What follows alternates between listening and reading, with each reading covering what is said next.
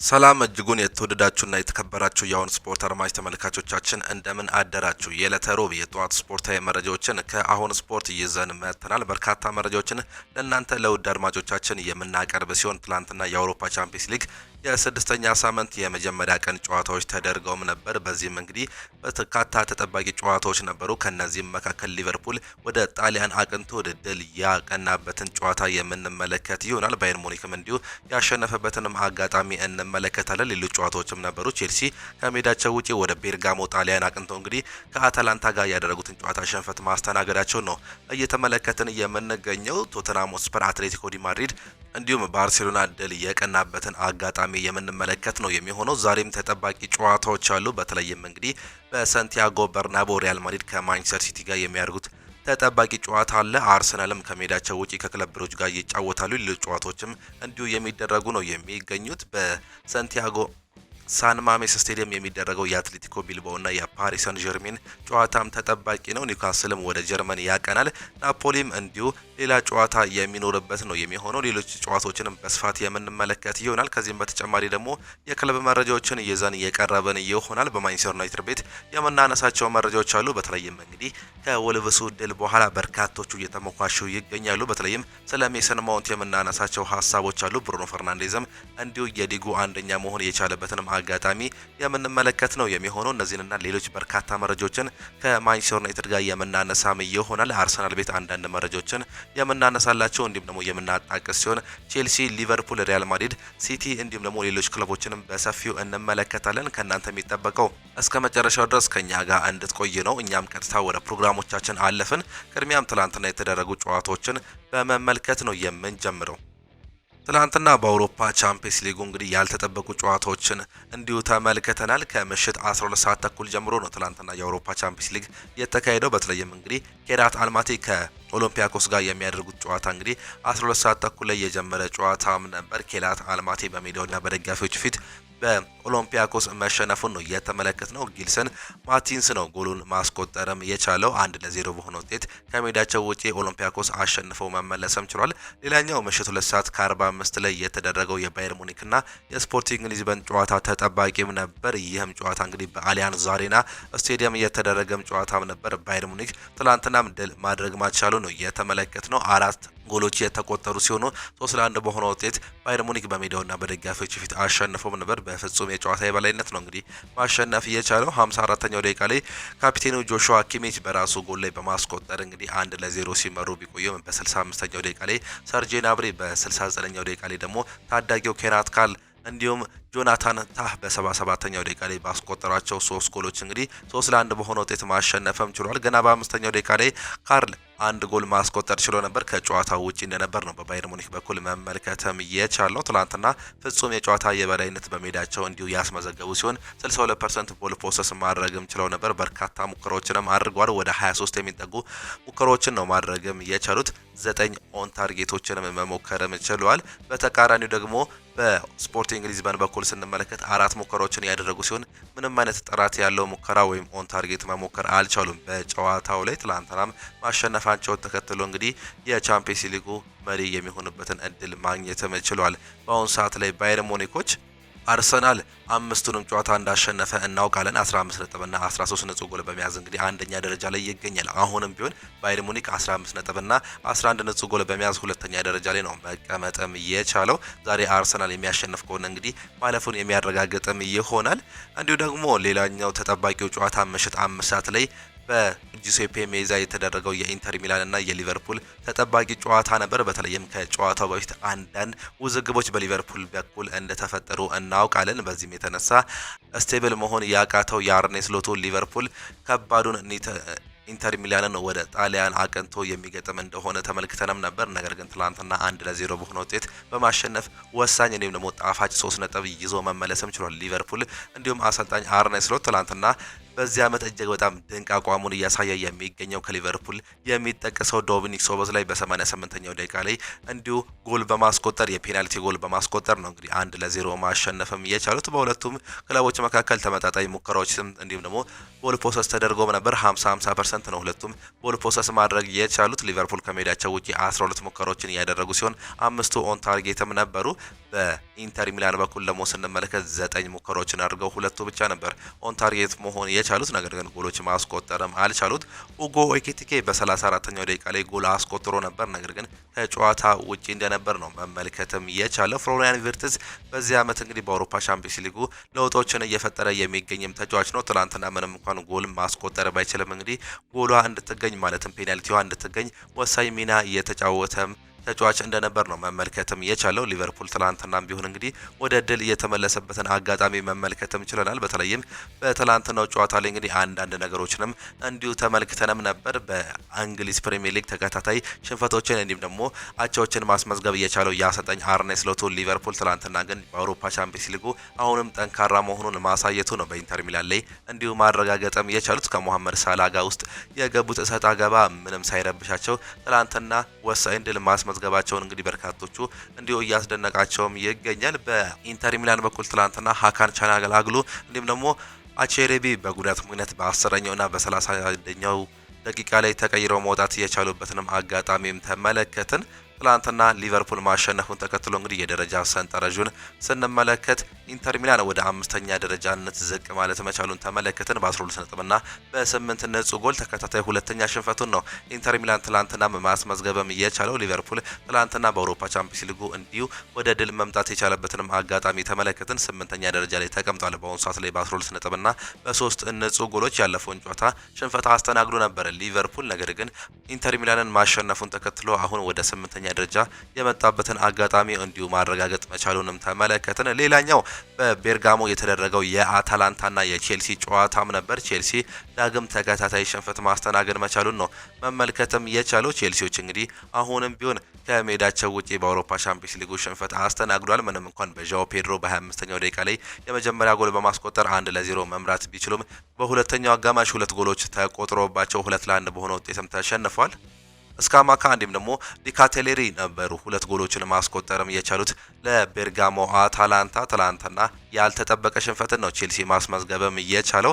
10 ሙከራዎችን እንዲሁም ደግሞ 5 ኦን ታርጌቶችን ማስመዝገብ ቢችልም እንግዲህ 1 ጎል ብቻ ነው አስቆጥሮ ማውጣት የቻለው። በአታላንታ በኩል ስንመለከት 13 ሙከራዎችን እንዲሁም 4 ኦን ታርጌቶችን በሜዳቸውና በደጋፊዎች ፊት መሞከር የቻሉ ሲሆን ነገር ግን ወሳኝ ደረጃ ላይ በመሆን እንግዲህ ትላንትና አሸነፈው ማውጣትም ችሏል። በቼልሲ በኩል በ75ኛው ደቂቃ ላይ ዌስሊ ፎፋና ያልተጠበቀ ጉዳት በማስተናገድ ተቀይሮ መውጣት መቻሉን ነው መመልከትም የቻለው። ቼልሲዎች እንግዲህ በአውሮፓ ቻምፒየንስ ሊጉ በአሁኑ ሰዓት ላይ ያላቸውን የደረጃ ሰንጠረዥ ስንመለከት ወደ 11ኛ ደረጃነት ዝቅ ማለትም ችሏል። 10 ነጥብና 5 ንጹህ ጎሎችን በመያዝ አታላንታዎችን ስንመለከት ደግሞ እንግዲህ በአሁኑ ሰዓት ላይ 3ኛ ደረጃ ላይ ነው መምጣትም የቻሉት 13 ነጥብና 2 ንጹህ ጎሎችን በመያዝ እንግዲህ ወደ 3ኛ ደረጃ ብቅ ማለት የቻሉበትንም አጋጣሚም ተመልክተናል። ባርሴሎናም በስፖቲፋይ ካምፕ ኑ ኢንትራንክ ፍራንክፈርትን አስተናግዶ 2-1 አሸንፏል። በሜዳቸውና በደጋፊዎች ፊት ሌላ ጣፋጭ ድል ነው ማስመዝገብም የቻሉት። ገና በ21ኛው ደቂቃ ላይ ጎል ቢያስተናግዱም በሁለተኛው አጋማሽ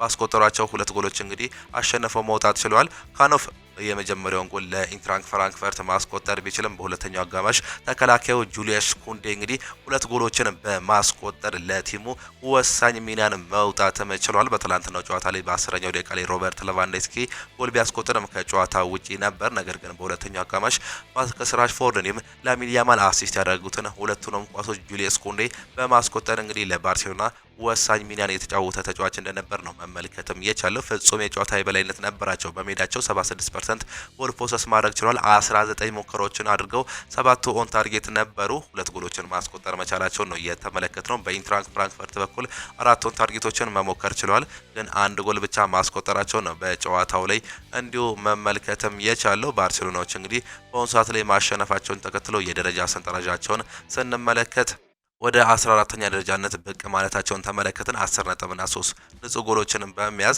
ካለፉት 3 ጨዋታዎች እንግዲህ የመጀመሪያ ድል ነው ማስመዝገብም የቻሉት። 2 አንዳቻ እንዲሁም ደግሞ 1 ሽንፈት ማስተናገድ መቻላቸውን ተመለከትን። ኢንትራንክ ፍራንክፈርት አሁንም እንግዲህ ማሸነፍም አልቻለም።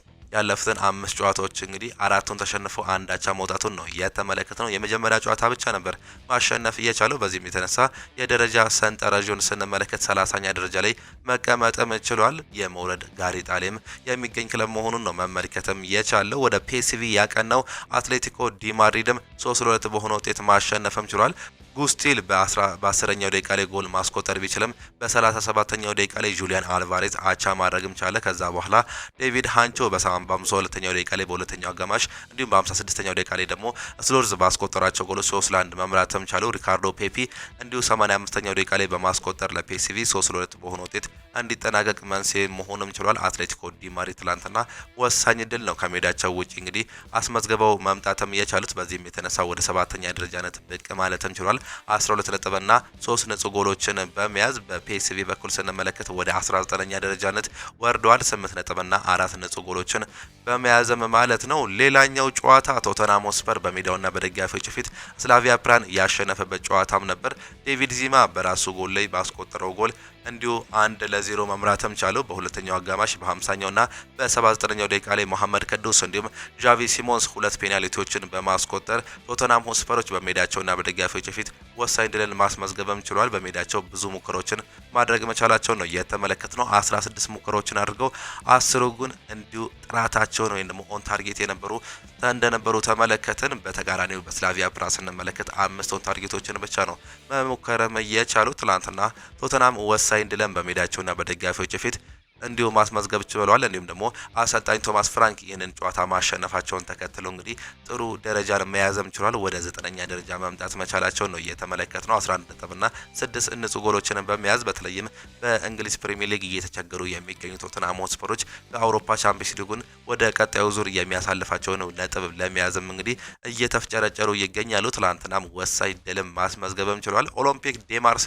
ከሜዳቸው ውጪ ዩኒየን ሴንት ግሎሲን የገጠሙ ሲሆን 3-2 በሆነ ውጤት እንዲሁ ኦሎምፒክ ዴ ማርሴ ማሸነፉን ተመለከትን። ሞናኮን በሜዳውና በደጋፊዎች ፊት ጋላታሳራይን ያስተናገደ ሲሆን በባሎጉን አንድ ጎል እንግዲህ 1-0 ማሸነፍ የቻሉበትን የትላንትና የአውሮፓ ቻምፒየንስ ሊግ ጨዋታዎች እንደነበሩ ነው እንዲሁ በሜዳ ላይ መመልከትም እየቻል ነው። አንዲ ሮበርትሰን ከሳላ ጋር መጫወት እንደሚቀጥል ተስፋ አድርጋለሁ ሲል ከጨዋታው በኋላ ተናግሯል። የሊቨርፑሉ ተጫዋች አንዲ ሮበርትሰን መሐመድ ሳላ በሊቨርፑል መጫወት እንደሚቀጥል ተናግሯል። እንዲሁም ደግሞ ስለ ሳላ ሁኔታ የተጠየቀው አንዲ ሮበርትሰን ውሳኔው የኃላፊዎች ነው፣ ነገር ግን የኔ አይደለም፣ ከሳላ ጋር መጫወት እወዳለሁ፣ መጫወት እንደሚቀጥል ተስፋ አድርጋለሁ ሲል ሀሳብ መስጠቱን ነው እንዲሁ እየገለጸ የሚገኘው። አስቸጋሪ ሁኔታ እየተነጋገረን የምንገኘው በክለቡ ከተጫወቱ ታላላቅ ተጫዋቾች መካከል ሳላ አንዱ ነው ሲል እንዲሁ መናገሩን ነው የተመለከትነው። ወደ ክለቡ የመጣውም በተመሳሳይ ወቅት ነው።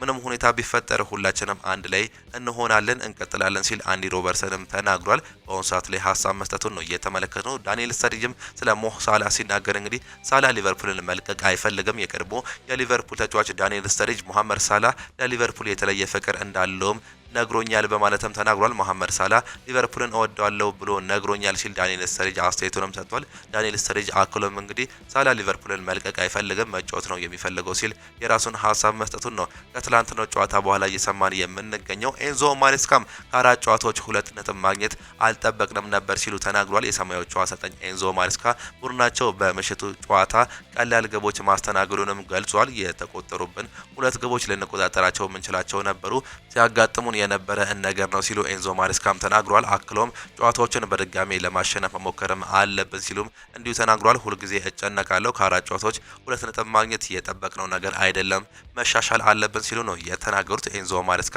አያይዞም ቡድኑ 8 ውስጥ ለመጨረስ ከፈለገ ቀጣይ 2 ጨዋታዎችን ማሸነፍ እንዳለበት እንዲሁ ማሳሰባቸውን ከጨዋታው በኋላ የተመለከትነውም ጉዳይ ነው። ዛሬም የአውሮፓ ቻምፒየንስ ሊግ የ6ኛ ሳምንት የ2ኛ ቀን ጨዋታዎች የሚደረጉም ይሆናሉ። ከምሽት 2 ሰዓት ከ45 እስከ ምሽት 5 ሰዓት ላይ የሚጀምሩ በርካታ ጨዋታዎች አሉ። ምሽት 2 ሰዓት ከ45 ላይ በስፔን እንዲሁም ደግሞ በሌላ ቦታ የሚደረግ ጨዋታም አለ። በስፔን ቪያሪያል ኮፐንሃቨንን የሚያስተናግድበት ሌላኛው ተጠባቂ ጨዋታ ነው። ቃራባግም እንዲሁም ከአያክስ ጋር የሚያደርጉት ጨዋታ ይጠበቃል። ይህም ጨዋታ ቃራባግ በሜዳቸውና በደጋፊዎች ፊት ነው ይህን ጨዋታ የሚያደርጉት። በርካቶቹ የሚጠብቋቸው ጨዋታዎች ግን ምሽት 5 ሰዓት ላይ እንደዋሉ ነው እየተመለከተን የምንገኘው። በተለይም በሳንቲያጎ በርናቦ በስፔን የሚደረገው የሪያል ማድሪድ እና የማንቸስተር ሲቲ ተጠባቂ ጨዋታ አለ። አሰልጣኝ ዣቪ አሎንሶ ከአሰልጣኝ ፔፕ ጋርዲዮላ የሚፋጠጡበት ጨዋታ ነው። በተለይም እንግዲህ ያለፉትን 5 እና 6 ዓመታት በርካቶቻችን እናስታውሳለን። ሪያል ማድሪድ ከማንቸስተር ሲቲ በርካታ ጊዜ ተገናኝተው ነበር። በዚህ ዓመት ዳግም እንዲሁ መገናኘት መቻላቸውን ነው መመልከትም የቻለው። አምናም ጭምር እንግዲህ እነዚህ ሁለቱ ክለቦች ተገናኝተው ነበር በ2025 ፌብራሪ የተገናኙበትን አጋጣሚ እናስታውሳለን። ሪያል ማድሪድ በ16 ውስጥ ጥሎ ማለፍ ውስጥ እንግዲህ በዚህ ስቴዲየም ማንቸስተር ሲቲን አስተናግዶ በኪሊያን ምባፔ ሃትሪክ ጎል እንዲሁ 3-1 አሸንፎ ማጠናቀቁን እናስታውሳለን። ኒኮ ጎንዛሌዝ ብቸኛዋን ጎል እንዲሁ ለማስተዛዘኛነት በ92ኛው ደቂቃ ላይ ያስቆጠረ ተጫዋችም ነበር። ማንቸስተር ሲቲ ያልተጠበቀ ሽንፈትን አስተናግዶ እንግዲህ አምና ከውድድሩ ውጪ እንደነበር በርካቶቻችን የምናስታውሰው ጉዳይ ነው። በማንቸስተር ሲቲም በኢታድ ስቴዲየም ያደረጉትን ጨዋታ ሪያል ማድሪድ እንዲሁ ያሸነፈበትን አጋጣሚ ነበር መመልከትም የቻለው። ኤርሊንግ ብራውት ሃላንድ በ19ኛው ደቂቃ ላይ ጎል አግብቶ እንዲሁ መምራት ቢችልም በሁለተኛው አጋማሽ ኪሊያን ምባፔ አቻ ማድረግም ቻለ። እንዲሁ ሃላንድ ሁለተኛ ጎል ማስቆጠር ቢችልም ብራሂም ዲያዝ እንዲሁም ደግሞ ጁድ ቤሊንጋም ባስቆጠሯቸው ጎሎች ወደ ኢታድም አመርተው እንዲሁ አሸንፈው ማምጣትም ችሎ ነበር። በአግሪጌት 6-3 በሆነ ውጤት ነበር አምና አሸንፈው ወደ ቀጣዩ ዙር ማለፍ የቻሉት። ምንም እንኳን ሌላኛውን የእንግሊዝ ክለብ አርሰናልን ካገኙ በኋላ ከውድድሩ መሰናበት ቢችሉም ዛሬም ደግሞ ዳግም በምድብ ጨዋታ ላይ እንግዲህ እነዚህ ሁለቱ ክለቦች የሚገናኙም ይሆናሉ። በተለይም አሰልጣኝ ዣቪ አሎንሶ ስፔን ላሊጋ ላይ እንግዲህ ከባድ ቀውስ ውስጥ ይገኛል። ካለፉት 4 ጨዋታዎች 3ቱን አቻ ወጥቶ ዳግም ከዛ በኋላ በሴልታ ቪጎ በሜዳውና በደጋፊዎች ፊት በሳንቲያጎ በርናቦ እንዲሁ የተሸነፈበትን የእሁድ ጨዋታ እናስታውሳለን። በዚህም የተነሳ በርካታ ትችቶች እየቀረቡባቸውም ይገኛሉ። እንደ ማርካና ጎል እንዳወጡት መረጃ መሰረት ደግሞ ምናልባትም አሰልጣኝ ዣቪ አሎንሶ የመጨረሻ ጨዋታቸው ሊሆን እንደሚችል የበርካታ መረጃዎች እንዲሁ እያሳዩም ይገኛሉ። አሰልጣኝ ዣቪ አሎንሶ በማንቸስተር ሲቲ በዚህ ጨዋታ ላይ የሚሸነፉ ከሆነ ከስልጣናቸው የመባረር እድላቸው ሰፊ እንደሆነ ነው እየተገለጸ የሚገኘው። ፍሎሬንቲኖ ፔሬዝም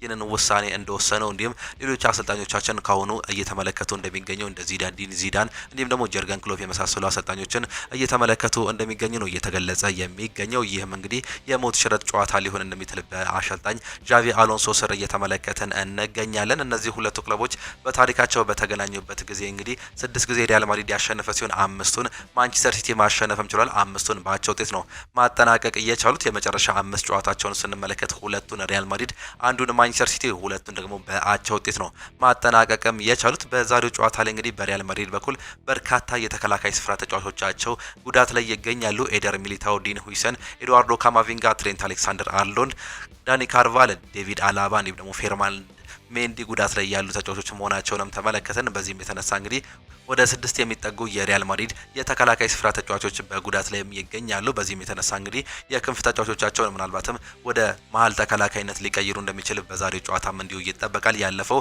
የስፔን ላሊጋ ጨዋታ ላይ እንግዲህ አልቫሮ ካራሌስ እንዲሁም ደግሞ ፌራን ጋርሲያ ሁለቱ የተከላካይ ስፍራ ተጫዋቾች በቀይ ካርድ ምክንያት ወጥተው እንደነበር ተመልክተናል። ምናልባትም ያ አሰላለፍ ዳግም በዛሬው ጨዋታ ላይ እንዲሁ ሊደገም እንደሚችል ነው እየተመለከትን የምንገኘው። እንዲሁ ካማቪንጋ አለመኖሩ እንግዲህ ምናልባትም የመሀል ቤቱን ያሳሳል ተብሎም ነው የሚጠበቀው። በማንቸስተር ሲቲ በኩል እንግዲህ ጆን ስቶንስ፣ ሮድሪ እንዲሁም ደግሞ ማቴዎ ኮቫችች በጉዳት ላይ የሚገኙ ተጫዋቾችም ናቸው። ጆን ስቶንስ እስከ 2026 ጃንዋሪ ድረስ የመመለስ እድሉ ጠባብ እንደሆነም ተገልጿል። ሮድሪ እንዲሁ እስካሁን ድረስ አለመመለሱ የተገለጸ ሲሆን የማቴዎ ኮቫችች ጉዳይ እንግዲህ እስካሁን ድረስ ምንም ጭም የተባለ ነገር መሆኑን ነው እየተመለከተን የምንገኘው። ኤደር ሚሊታውም እንግዲህ በሪያል ማድሪድ በኩል በሚቀጥለው 4 ወራት ውስጥ እንግዲህ የመመለስ እድል እንደሌለው ነው እየተገለጸም የሚገኘው። ከባድ የሃምስትሪንግ እንዲሁም ደግሞ የብሽሽት ጉዳት እንዳጋጠመው እየተገለጸም ይገኛል። በአውሮፓ ቻምፒየንስ ሊጉ በርካታ ጎሎችን በማስቆጠር እንግዲህ በሁለቱም ክለቦች በኩል የሚጠቀሱ ተጫዋቾች አሉ። በተለይም ኪሊያን ምባፔ 9 ጎሎችን ማስቆጠርም ችሏል። ያለፈውን የመጨረሻ ጨዋታ እንግዲህ 4-3 በሆነ ውጤት ባሸነፉበት ጨዋታ 4ቱንም ጎሎች እንዲሁ ኪሊያን ምባፔ ማስቆጠሩን እናስታውሳለን። ከሜዳቸው ውጪ አቀንተው ኤርሊንግ ብራውት ሃላንድ በማንቸስተር ሲቲ ቤት 5 ጎሎችን በአውሮፓ ቻምፒየንስ ሊጉ ያስቆጠረም ተጫዋች ነው። እነዚህ ሁለቱ የአጥቂ ስፍራ ተጫዋቾች እንግዲህ ዛሬ በተቃራኒው ሆነው የሚፋጠጡም ይሆናሉ። ፊል ፎደን 2 ጎልና 1 አሲስት በማስመዝገብ ይጠቀሳል። ኤድዋርዶ ካማቪንጋ 1 ጎልና 1 አሲስት ያለው ሲሆን ቪኒሲየስ ጁኒየር እንዲሁም ደግሞ አርዳ ጉለር 2 አሲስቶችን ያስመዘገቡ ተጫዋቾችም ናቸው። እነዚህ ሁለቱ ክለቦች ዛሬ የሚያደርጉት ጨዋታ እጅግ በጣም ተጠባቂ ነው። ሌላኛው አትሌቲኮ ቢልባኦ ከፒኤስጂ ጋር የሚያደርጉት ጨዋታ ይጠበቃል። ይህ ጨዋታ በሳን ማሜስ ስቴዲየም ነው የሚደረገው። ፓሪስ ሳን ዠርሜን ከሜዳቸው ውጪ የሚያደርጉት ጨዋታም ይጠበቃል። በርካቶቹ የሚጠብቁትም ጨዋታ መሆኑን ነው እየተመለከተን የምንገኘው። በታሪካቸው ለ3ኛ ጊዜ ነው የሚገናኙት። 2 ጊዜ ተገናኝተው አንዳንድ ጊዜ መሸናነፍ መቻላቸውን ነው መመልከትም እየቻለው። ለመጨረሻ ጊዜ ሲገናኙም እንግዲህ ፓሪስ ሳን ዠርሜን 4-2 በሆነ ውጤት ማሸነፉንም ተመልክተናል። ለመጨረሻ ለመጨረሻ ጊዜ ግን የተገናኙት በ2011 ነበር በዩሮፓ ሊጉ። በዛ ጨዋታ ላይ ፓሪስ ሰን ዠርሜን ማሸነፍ መቻሉንም ተመልክተንም ነበር። ከዛ በአሁኑ ሰዓት ላይ በአውሮፓ ቻምፒየንስ ሊጉ እንዲሁ ዳግም መገናኘት መቻላቸውንም ተመለከተን። በአውሮፓ ቻምፒየንስ ሊግ የመጨረሻ 5 ጨዋታቸውን ስንመለከት እንግዲህ ፓሪስ ሰን ዠርሜን ካለፉት 5 ጨዋታዎች 4ቱን አሸንፎ አንድ ሽንፈት አስተናግዷል በባየር ሙኒክ።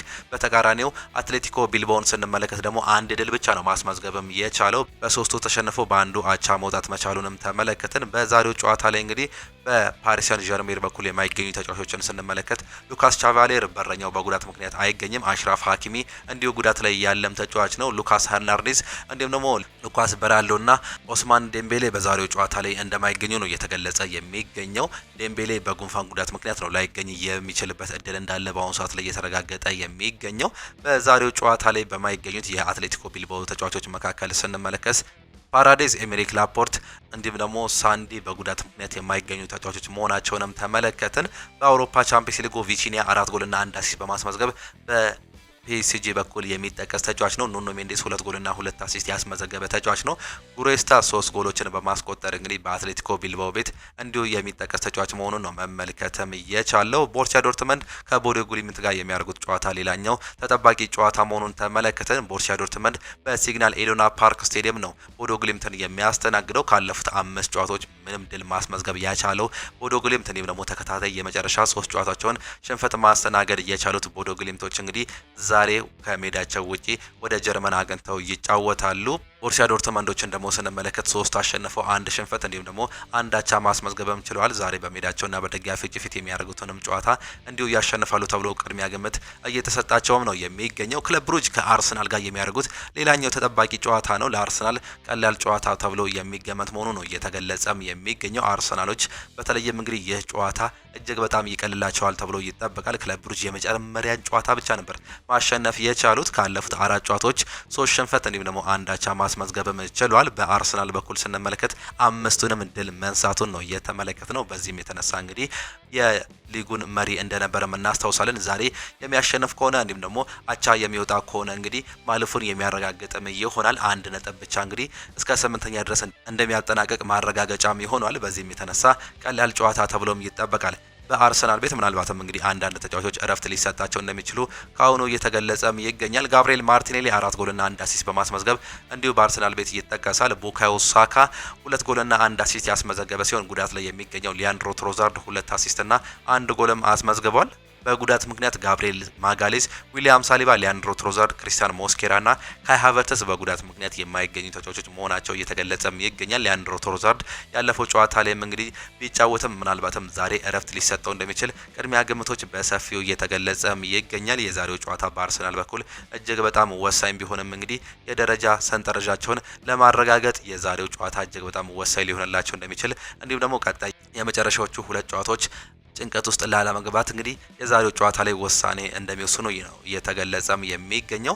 ባየር ሊቨርኩሰን ከኒውካስል ዩናይትድ ጋር የሚያደርጉት እንዲሁ ተጠባቂ ጨዋታ አለ። ወደ ጀርመን አቅንተው ነው እንግዲህ የኤዲ ሃው ኒውካስል ዩናይትድ በአሊያንዝ አሬና ጨዋታቸውን የሚያደርጉት። ይህ ጨዋታ እንግዲህ በአሊያንዝ አሬና እንዲደረግ ነው የተወሰነው። እነዚህ ሁለቱ ክለቦችን ስንመለከት ባየር ሊቨርኩሰን ካለፉት 5 ጨዋታዎች 2 አቻ 1 ሽንፈት እንዲሁም ደግሞ 2 ድል ማስመዝገብም ችሏል። በተለይም ወደ ማንቸስተር ሲቲ ኢታድ ስቴዲየም አቅንተው 2-0 ያሸነፉበት ጨዋታ ይጠቀሳል። የመጨረሻው ጨዋታቸውን በኒውካስል ዩናይትድ በኩል ስንመለከት ደግሞ 2 ሽንፈት 3 ድል ማስመዝገባቸው እንዲሁ የተመለከትነውም ጉዳይ ነው። በደረጃ ሰንጠረዡ እስከ 24 ድረስ ለማጠናቀቅ የሚደረገውን ፉክክር ውስጥ ሁለቱም ለመቆየትም ይፈልጋሉ። ምንም እንኳን እስከ 10ኛ ደረጃነት እንዲሁ እድልም ቢኖራቸውም እነዚህ ሁለቱ ክለቦች እንግዲህ 2 ጊዜ ተገናኝተውም ነበር። ሁለቱም ነው ኒውካስል ዩናይትድ ማሸነፍ መቻሉን ነው የተመለከትነው። ዛሬ ለ3ኛ ጊዜ ሲገናኙ ግን ማን ያሸንፋል እንዲሁ አብረን የምንመለከተው አጓጊ ጨዋታ ነው። በዛሬው ጨዋታ ላይ በረኛው ኒክ ፖፕን ጨምሮ ትሪፐር ስቴቨን ቦትማን፣ ዊላ ኡሳ እንዲሁም ደግሞ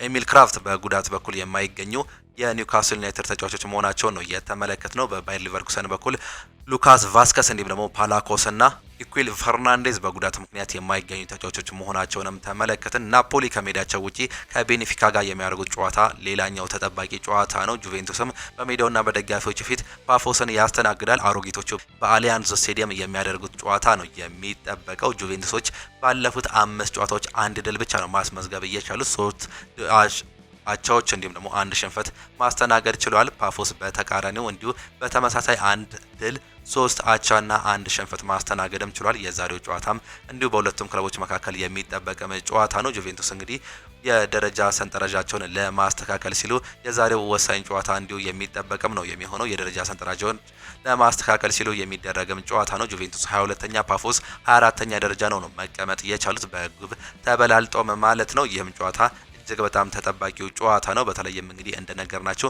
ምሽት 5 ሰዓት ላይ የሚጀምር ወሳኝ ጨዋታም አለ። በሳንቲያጎ በርናባው ሪያል ማድሪድ ከማንቸስተር ሲቲ ጋር የሚያደርጉትን ጨዋታ ቅድሚያ ግምታቸውን ኮመንት ቦክስ ላይ ልታጋሩልን ትችላላችሁ። ዋና የክለብ ዜናዎችን ደግሞ ስናቀርብላችሁ አርሰናል ጋብሪኤል ጂሰስን ማስመዝገቡ እየተገለጸም ይገኛል። አርሰናል ብራዚሊያውን የፊት መስመር አጥቂ የሆነው ጋብሪኤል ጂሰስን በአውሮፓ ሻምፒየንስ ሊግ ስብስባቸው አስመዝግበውታል። ማክስ ዶማን መጎዳቱን ተከትሎ ጋብሪኤል ጂሰስ በሱ ምትክ መመዝገቡ ነው የተገለጸው። ወጣቱ የመሃል ሜዳ ተሰላፊ ማክስ ዶማን ከቀናት በፊት ከ21 ዓመት በታች ቡድን ሲጫወት ጉዳት እንዳጋጠመውም ተገልጿል። ጨዋታውም ከማንቸስተር ዩናይትድ ጋር ነበር። በዚህም ሰዓት እንግዲህ ጉዳት ማስተናገዱን ተከትሎ ጋብሪኤል ጂሰስ እንግዲህ እንዲሁ መመዝገቡ ነው የተገለጸው። ይህንንም ተከትሎ ጋብሪኤል ጂሰስ በቀጣይ ጨዋታዎች በአውሮፓ ሻምፒየንስ ሊጉ ለአርሰናል አገልግሎት ለመስጠት ዝግጁ መሆኑ መረጃዎች በስፋት እያመላከቱም ይገኛሉ። ደጋፊው ከኮቢ ማይኖ ጎን መሆኑ እየተገለጸ ይገኛል። ከትላንት በስቲያ ምሽት ማንቸስተር ዩናይትድ ወልቨርሃምፕተንን 4-1 ባሸነፈበት ጨዋታ የቋሚ እድል አሁንም ያላገኘው ኮቢ ማይኖ በ78ኛው ደቂቃ ተቀይሮ ወደ ሜዳ ሲገባ ከተጓዥ ደጋፊዎች ሞቅ ያለ ድጋፍም ተበርክቶለታል። በእንግሊዝ የሚገኙ ደጋፊዎች ኮቢ በማንቸስተር ዩናይትድ እንዲቆይ ይፈልጋሉ።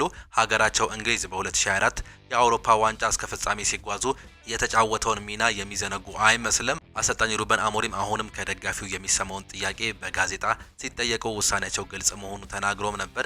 እኔ በሜዳ ውስጥ ምርጥ ተጫዋቾችን ለማሰለፍ እየሞከርኩ ነው። ሁሌ ተመሳሳይ ጥያቄ ትጠይቁኛላችሁ፣ ተረድቻችኋለሁ። ኮቢ በእንግሊዝ ብሔራዊ ቡድን እንዲመረጥ ትፈልጋላችሁ። ይህ ማለት ግን ኮቢ ማስገባት እንደሌለብኝ ሊሰማኝ፣ ኮቢን ማስገባት አለብኝ ማለት አይደለም። ይህ የኔ ውሳኔው ሲሉ እንዲሁ ከዚህ በፊት ተናግረውም ነበር። በቀጣይ ምናልባትም በልምምድ ቦታ የሚያሳየው አቋም አይተው በአፍሪካ ዋንጫ ቡድኑ የሚያጣቸውን ተጫዋቾች ቦታ ለመሸፈን ሊጠቀሙ እንደሚችሉ መረጃዎች እያሳዩም ይገኛሉ። ሌላኛው 4 ተጫዋቾች ተካተዋል።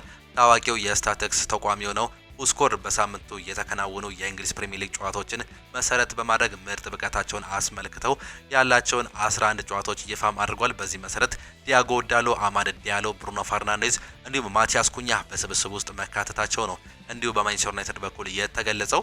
አለን ስሚዝም ይናገራል። በጣም ምርጥ ጥራት አለው ሲል ነው የሚናገረው። የቀድሞ የአርሰናል ተጫዋች የሆነው አለን ስሚዝ ከምሽት ጨዋታ በኋላ ሜሰን ማውንትንም አድንቆትም ነበር። ሜሰን ማውንት ምርጥ ነበር ያለው ስሚዝ አብዛኛውን ነገር በብቃት አጠናቋል። ክለቡ ማንቸስተር ዩናይትድን በሁለተኛው አጋማሽ እጅግ የተሻሉ ነበሩ ሲሉ ከትላንት በስቲያ ስለነበረው ጨዋታም ይናገራል። ግቧን ሲያስቆጥር የነበረው ሁኔታ ተመልከቱ የሚለው ስሚዝ ማውንት ኳስ የት እንደምታርፍም ያውቅ ነበር። ድንቅና ስክን ያለ አጨራረስ ከምርጥ ሊንክ አፕ ጋር ተገናኝተው ነበር። እጅግ በጣም የሚገርም ነው ሲልም ነው የሚገልጸው። አለን ስሚዝ አክሎም በማንቸስተር ዩናይትድ ማሊያ ትንሽ ተሰቃይቶም ነበር። እናም የመታከሚያ ክፍል የሚመላለሰው ነበር። አሁን ግን ጥራቱ እየተመለሰ ይገኛል ሲሉ ሀሳቡንም መግለጹንም ተመለከትን። ሮሞች ከጆሹዋ ዚርክዚ ጋር ንግግራቸውንም ቀጥሏል። የሴሪያው ክለብ ሮማ አሁንም ጆሹዋ ዚርክዚን ከማንቸስተር ዩናይትድ ለማስፈረም የሚያደርገውን ሂደት መቀጠሉ ነው የተሰማው። ክለቡ ተጫዋቹን በጥር የዝውውር መስኮት ማስፈረም በሚችልበት ሁኔታ ዙሪያ ከማንቸስተር ዩናይትድ ሰዎች ጋር ንግግሮችን እንደሚያደርግ ነው የተገለጸው። ቀያዮቹ ሰይጣኖች ተጫዋቹን በቋሚነት ለመልቀቅ እንደሚመርጡ ሲገለጽ፣ የጣሊያኑ ክለብ በበኩሉ ኔዘርላንዳዊን አጥቂ ቅድሚያ በውሰት ለማስፈረም እንደሚፈልጉም ተገልጿል። ቀጥሎም ተጫዋቹ ጥሩ የውሰት ቆይታን የሚያሳልፍ ከሆነ በቋሚነት የመግዛት ግዴታን የሚያካተት አንቀጽ እንዲካተት እንደሚፈልጉ ነው የተገለጸው። የፊት መስመር ተጫዋች ዳግም ወደ ጣሊያን ተመልሶ በሴሪያው የመጫወት ፍላጎት እንዳለው መዘገቡ የሚታወስም ጉዳይ ነው። የመረጃ ምርጫችን ደግሞ ስካይ ስፖርት መሆኑን ተመለከተን። ይህ ተጫዋች አሁንም ቢሆን ከማንቸስተር ዩናይትድ ጋር የመውጣት ፍላጎት ባይኖረውም እንግዲህ የመጫወት ግን ከፍተኛ ፍላጎት እንዳለው ነው የሚገለጸው።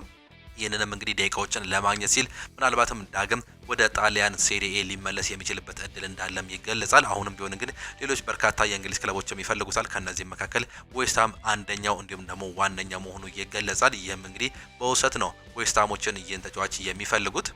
ዘ ስፔሻል ዋን ስለ ጄሚ ካራገር ይናገራል። ጆዜ ሞሪኒዮ ሲናገሩ እንግዲህ እሱ ብዙ ማውራት ይወዳል። በእግር ኳስ ታሪክ ከ1000 ምርጥ ተከላካዮች ውስጥ አንዱ እንኳን ያልሆነው ዝም ብሎ ሲለፈልፍ ይገርመኛል ሲልም ነው የሚናገረው። ፕሪሚየር ሊግ ዋንጫን ሳያሸንፍ የፕሪሚየር ሊግ ዋንጫን ለማሸነፍ ይህ ነው የሚያስፈልገው እያለ የሚያወራ ጉደኛ ሰው ነው ሲል እንዲሁ ዘ ስፔሻል ዋን ስለ ጄሚ ካራገር ይናገራል። ጄሚ ካራገር በአሁኑ ሰዓት ላይ በርካታ ሀሳቦችን እንዲሁ እንደሚሰጥ ይታወቃል። በፑንዲስ ላይ እንግዲህ እንዲሁም ደግሞ በፖድካስቶች ላይ የሚገኝም ተንታኝም ነው። ማትሎ በቴሌግራፍ ዘገባው ላይ ይዞት የወጣውን መረጃ ደግሞ ስንመለከት ቼልሲ ሊያም ዴላፕ ከ4 ሳምንታት በላይ እንደሚቆይ ተስፋም ያደርጋሉ። እናም በሚደረግለት ምርመራ አጥቂው ትከሻው ላይ ስብራት ወይም ደግሞ መነቀል አለመኖሩን ካረጋገጠ በፍጥነት ሊመልሰው እንደሚችል እንዲሁ ለቼልሲ ቅርብ የሆነውን መረጃ እየተመለከትን እንገኛለን። ጂያን ፍራንኮ ዞላም ይናገራል። ፓልመርን እንደ 10 ቁጥር ቢሆን እመርጣለሁ፣ ምክንያቱም በዛ ቦታ ለተጋጣሚ ቡድን በቀላሉ የማይገመት ወይም ደግሞ የማይጠበቅ ተጫዋችም ያደርገዋል። እሱ አስተዋይ ተጫዋች ነው ሲልም ይገልጻል።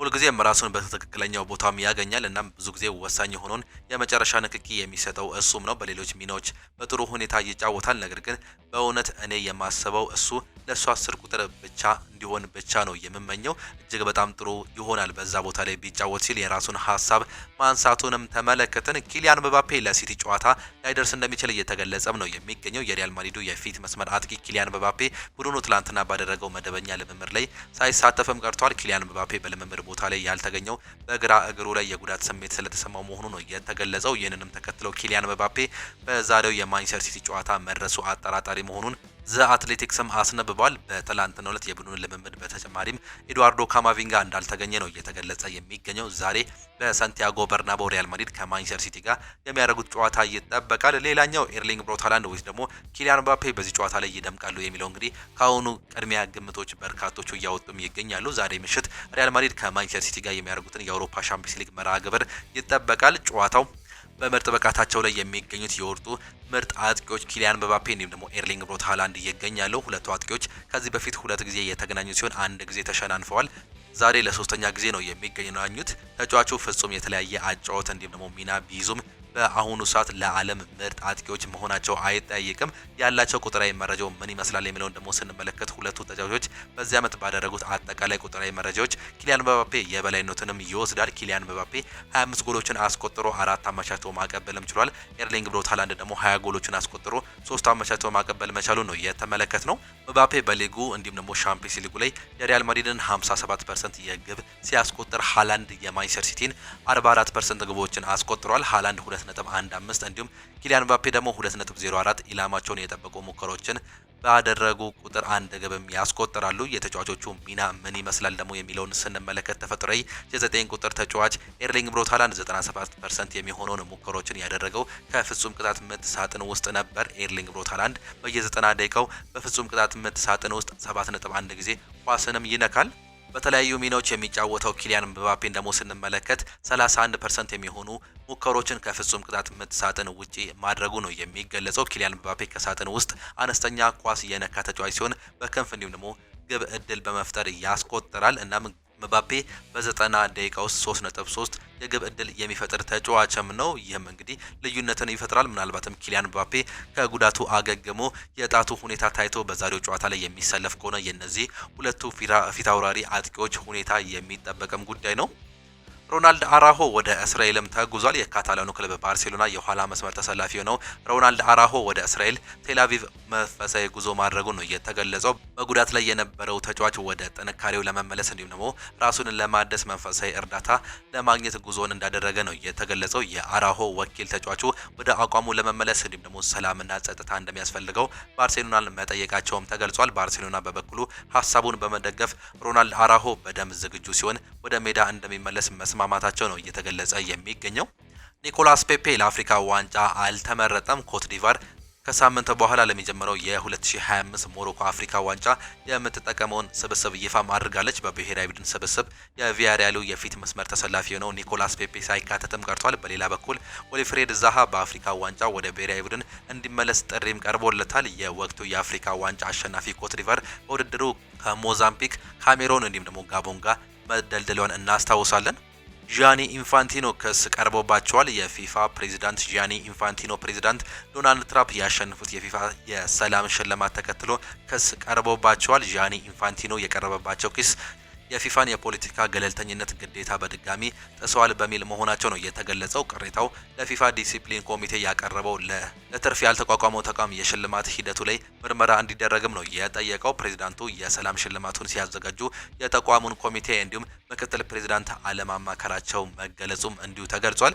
ሊዮኔል አንድሬስ ሜሲ የዓመቱ ምርጥ ተጫዋች በመባልም ተመርጧል። አርጀንቲናው የፊት መስመር ተሰላፊ የሆነው ሊዮኔል አንድሬስ ሜሲ የአሜሪካ ሜጀር ሊግ ሶከር የዓመቱ ምርጥ ተጫዋች በመባል ነው ይህ የ8 ጊዜ ባላንዶር አሸናፊው እንዲሁ የተገለጸው። ሊዮኔል አንድሬስ ሜሲ ለሁለተኛ ተከታታይ ዓመታት የሜጀር ሊግ ሶከር የዓመቱ ምርጥ ተጫዋች በመባልም ተመርጧል። ሜሲ በሊጉ የ30 ዓመት ታሪክ ለሁለተኛ ተከታታይ ዓመታት የዓመቱ ምርጥ ተጫዋች በመባል የመጀመሪያው መሆኑ ነው የተገለጸው። ሊዮኔል አንድሬስ ሜሲ በዓመቱ ውስጥ ከኢንተር ሚያሚ ጋር የሜጀር ሊግ ዋንጫን ማሸነፉ እንዲሁ የሚዘነጋ ጉዳይም አልነበረም። በስተመጨረሻም አንዳንድ ዜናዎችን ስናነሳ እንግዲህ ክርስቲያን ሞስኬራ በጥር ወር ከኢንተር ሚላን እንዲሁም ደግሞ ኤፍሲ ካራት ጋር ለሚያደርጉት የመጨረሻዎቹ ሁለት ጨዋታዎች በጊዜው ሊያገግም ይችላል የሚል ተስፋ እንዳለ ሚሊየር ስፖርት እያስነበበም ይገኛል። ክርስቲያን ሞስኬራ ያልተጠበቀ እንዲሁ ጉዳት ካስተናገደ በኋላ እንግዲህ መቼ እንደሚመለስ በአሁኑ ሰዓት ላይ አለመረጋገጡ ነው መረጃዎች እያሳዩም የሚገኙት።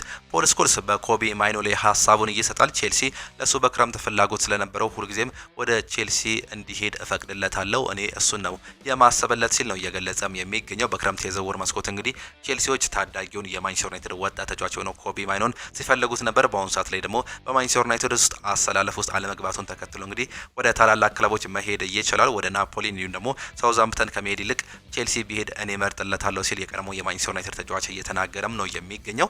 የቀድሞ የማንቸስተር ዩናይትድ ተጫዋች የሆነው ኒክ በትም ሀሳቡንም ይሰጣል። ማይኖ እኛ የምናጣው በጣም ትልቅ ተጫዋች ነው። ለእግር ኳስ ህይወቱ ዩናይትድን መልቀቅም አለበት። ወደ ቼልሲ ቢሄድ ለእኛ አሳፋሪ ነገር ስለሆነ ከእንግሊዝ ውጪ እንዲሁም የሚወጣ ተስፋ አድርጋለሁ ሲል የራሱን ሀሳብ እንዲሁ በተቃራኒው መግለጹንም ተመለከትን። ማትሎ ቴሌግራፍ ላይ ይዞት የወጣውን መረጃ ደግሞ ስንመለከት ቼልሲ ኒኮላ ጃክሰንን በባየር ሙኒክ የነበረውን የውሰት ውል በክረምት የዝውውር መስኮት መገባደጃ ላይ ለማቋረጥ ፈቃደኛ ባለመሆኑ ዳግመኛ በቼልሲ ቤት የመጫወት እድል አይሰጠውም። ቼልሲ የሊያም ዴላፕን ክፍተት ለመሸፈን ኤሜጋን በጥር ያመጣል ተብሎ አይጠበቅም። አሁን ላይ የማሪስካ የአጥቂ አማራጮች ጃኦ ፔድሮ ኔቶ እንዲሁም ደግሞ ማርክ ጉዩና ታይለር ጆርጅ መሆናቸው ነው የተገለጸው። አሁንም ቢሆን ኒኮላስ ጃክሰን በቼልሲ ቤት የማይፈለግ ተጫዋች መሆኑ እየተገለጸም ይገኛል። የቀድሞ የማንቸስተር ዩናይትድ ተከላካይ ፊል ጆንስም ይናገራል። ኤዲን ሃዛርድ መቋቋም አልቻልኩም፣ እሱ በዚያ የውድድር ዘመን በጣም ልዩ ነበር ሲል ስለዛ ኢንሲደንትም ያነሳል። እንደ ሜሲ አይነት ዝቅተኛ የመሬት የስበት ደረጃ ስለነበረው ኳሱን አያስነካህም ነበር። በጣም ስትጠጋው ኳሱን ያዞርባል፣ ከኋላው ይገባል፣ ወደ ታች ይወርዳል። ለመቆጣጠር በጣም ከብዶኝ እንደነበር አስታውሳለሁ። ኤዲን ሃዛርድ እጅግ በጣም የሚገርም ስብዕና እንዲሁም ደግሞ ኳስ አቅም የነበረው ተጫዋች ነው ሲል እንዲሁ ያስታውሷል።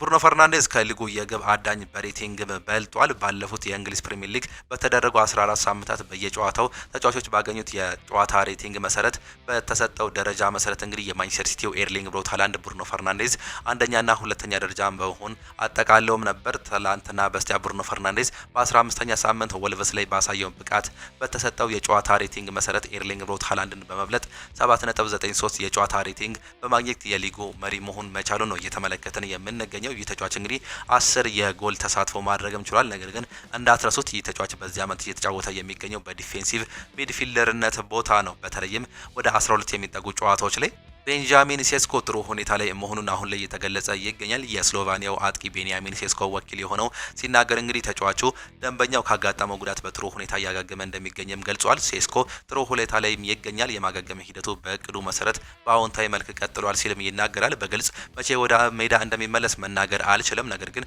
በቅርቡ ወደ ሜዳ እንደሚመለስ ማረጋገጥ እችላለሁ ሲልም ነው የገለጸው። ከተጠበቀው ጊዜ አስቀድሞ ለቡድኑ ግልጋሎት መስጠት እንደሚጀርም አስባለሁ ሲልም ይገልጻል። አሰልጣኝ እምነት ስላሳደረብኝ ደስተኛ ነኝ ሲል ደግሞ ይናገራል። ከሰሞኑ በዋናው ቡድን የመሰለፍ እድል የተሰጠው የሚገኘው የማንቸስተር ዩናይትድ ተከላካይ አይደን ሄቨን እያሳየ የሚገኘው እድገት መቀጠል እንደሚፈልግም ነው ከጨዋታው በኋላ ሀሳቡን ሰጥቶም የነበረው። አሰልጣኝ በሚገባ እምነት እያሳደረብኝ ነው፣ ነገሮች ላይ እጅጉን ትዕግስተኛ መሆን እንዳለብኝ አውቃለሁ ሲልም ይናገራል። በእያንዳንዱ ጨዋታ እየተሻሻልኩ እንደሆነም ይሰማኛል፣ ምን ማድረግ እንደምችልም በየጨዋታው ላይ እያሳየው ነው፣ እርግጤም መቀጠልም እፈልጋለሁ ሲልም ይናገራል። ቡድናችን በምሽቱ ጨዋታ ባሳየው ብቃት ኮሮች አለው ድሉ ይገባን ነበር ሲሉ ስለ ወልቭስ ጨዋታ አይደን ሄቨን መናገሩን ነው የተመለከት ነው። ቡድኑ ጥሩ ብቃት አሳይቷል ሲልም ይናገራል። የቀድሞ የሊቨርፑል ተጫዋች እንዲሁም ደግሞ የአሁኑ ተንታኝ ጄሚ ካራገር ቀያዮቹ ሰይጣኖች የምሽት ድል ይገባቸው እንደነበረም ነው የገለጸው። ዩናይትዶች በምሽቱ ጨዋታ ጥሩ ብቃት ሜዳ ላይ አሳይተዋል፣ እድሉም ይገባቸዋልም ሲልም ይናገራል። ከጨዋታ ብልጫ ጋር ፍልሚያውን በድል ተወጥተዋል። ነገር ግን ወልቭስ 2 ነጥብ ብቻ ያለው ቡድን መሆኑን መዘንጋት የለብንም። የዩናይትድ ወልቭስን 4-1 ከማሸነፍ በላይ ማሸነፍ የነበረበት የዌስትሃሙ እንዲሁም ደግሞ የኤቨርተኑ ጨዋታ ነበርም ሲል እንዲሁ ያስታውሳል። ሆኖም አሁን ላይ ያለፈው አልፏል። የምሽቱ ድል ለሰኞው የበርንማውዝ ጨዋታ ለቡድኑ የተሻለ የራስ መተማመንም ይሰጠዋል ሲልም ይናገራል። ማውንት ትልቅ ስራ ነው የሚሰራው፣ መከላከልም ማጥቃትም ይችላል። ኳሱን ሲነካ ያለው ጥራት እጅግ በጣም ጥሩ ነው። እናም እሱ በጣም አላስገረመኝም ይችላል ሲልም ይናገራል። ሆኖም ልንንከባከበው ይገባል። አንዳንዴ በልምምድ ቦታ ላይና በጨዋታዎች ላይ ልንንከባከበው ያስፈልጋል። ሆኖም ስታነጸው ይህ ነገር ይፈጠራል ሲል ነው የሚገልጸው። የማውንት ነገር ለሉክ ሾው ጋር ተመሳሳይ ነው። ከሱ እንዲህ አይነት ነገሮችን በመገንባት የክለቡ ወሳኝ ተጫዋች ይሆናል ሲል ደግሞ አሰልጣኝ ሩበን አሞሪም መናገሩን ነው የተመለከተው። ሜሰን ማውንትም ይናገራል። ለእኛ ወሳኝ ድል እንደነበር ግልጽ ነው። በመጀመሪያዎቹ አጋማሽ ከረፍት በፊት ወደ ጨዋታው እንደተመለስን አድርጋቸውም ነበር። በውድድሩ ላይ ጥሩ ደረጃዎችን መያዝም እንፈልጋለን። በጨዋታው ላይ እጅግ በጣም ጥሩ ነበርን ሲል ነው የገለጸው። አሌሃንድሮ ጋርናቾም አንድ ሀሳብንም አንስቶም ነበር። ዩናይትድ በመልቀቄ መጸጸት አልፈልግም፣ አይጸጸተኝም ሲልም ነው የተናገረው። አርጀንቲናው የቼልሲ ተጫዋች አሌሃንድሮ ጋርናቾ ከማንቸስተር ዩናይትድ ጋር ያሉበት ነገሮች ያበቁ መንገድ አይጸጸተኝም በማለትም ነው የገለጸው። እዚህ የመጣሁት እግር ኳስ ለመጫወት እንዲሁም ደግሞ ለሰዎች እንደ ተጫዋች ማን እንደሆንኩ ለማሳየት ነው ሲል ጋርናቾ አስተያየቱንም ሰጥቷል። አክሎም አንዳንድ ጊዜ በህይወት ውስጥ ወደፊት ለመራመድ የተወሰኑ ነገሮች መቀየር ያስፈልጋል ሲልም ይናገራል። ወቅቱ ትክክለኛ ነበር። ቼልሲ ትክክለኛ ክለብ ነው። በጣም ቀላል ውሳኔ ነበር ወደ ቼልሲ መምጣት። ለእኔ እጅግ በጣም የሚፈልገው ሌላኛው ክለብ መሆኑን እንዲሁ አረጋግጬም ነበር። በዚህም ተሳክቶልኛል። እዚህ በመሆኔ እጅግ በጣም ደስተኛ ነኝ ሲል አሌሃንድሮ ጋርናቾ ከማንቸስተር ዩናይትድ ጋር የተለያየለበትን እንዲሁ ደግሞ ወደ ቼልሲ የመጣበትን ኢንሲደንት እንዲህ ሲል ነበር መግለጽም የቻለው። ጄሚ ካራጋል ስለ ፊል ፎደን አቋም ይናገራል። ይህ ለአርሰናል ትልቅ አሳሳቢ ጉዳይ ነው። ፊል ፎደን ከ2 ዓመታት በፊት የአመቱ ምርጥ ተጫዋች በነበረበት አቋም ከቀጠለ አርሰናል የሊግ ዋንጫውን በተመለከተ በጣም መጨነቅ አለበት ሲል ነው የሚገልጸው።